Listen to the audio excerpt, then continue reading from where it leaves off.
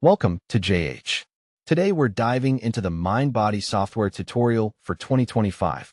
This quick guide covers the basics of using the app for business in just a few minutes, assuming you have the patience for yet another management tool.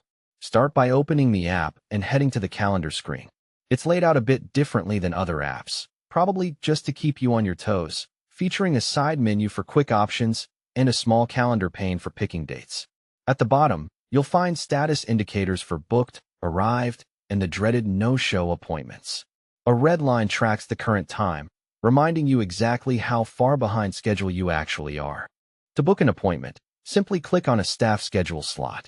A search bar will open on the left where you can find your client and select a service, like a haircut or a small tattoo. Set the start time and duration, add your notes, and hit book. The slot turns green on the calendar, which is the universal color for someone is actually paying us today. When it's time for checkout, click the appointment and select the checkout option from the pop-up menu. A pane appears showing the services, and you can add extra products like ointment or whatever overpriced moisturizer you're pushing this week. Pick a payment method and complete the transaction. The slot turns blue to signal you've successfully survived another client. Head over to the home dashboard for quick stats on sales, clients served, and staff performance.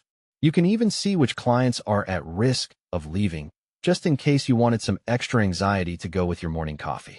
Use the Setup checklist to get started and the Client tab to search by name or status. While there is a dedicated point of sale section, checking out directly from the calendar is much easier for those of us who value our sanity. Check the Insights tab for reports on sales or use the Marketplace to attract new clients. In Settings, you can add services and staff, or upgrade for more features because the basic version is never quite enough. Mindbody is functional and great for class-based businesses, even if the interface feels like a nostalgic trip back to the early 2000s. Thanks for watching.